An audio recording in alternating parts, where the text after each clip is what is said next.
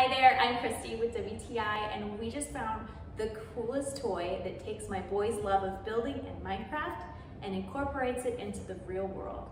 This right here is the Minecraft Explorer Kit from Make-A-Fort, and it's one of the coolest toys we've gotten in a long time.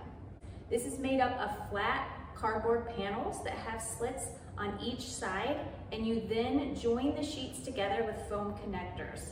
So what you see here is one kit, but you can purchase as many as you want and build off of them.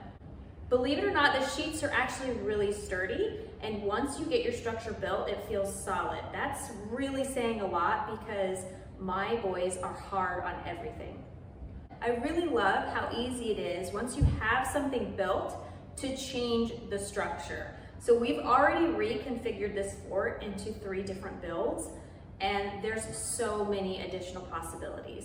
Because the structure is so solid, you can go without a panel in certain places. Like sometimes we leave the top open, so there's a place for a lookout, or we'll leave one panel open for an additional entrance, and it doesn't interfere with the integrity of the fort.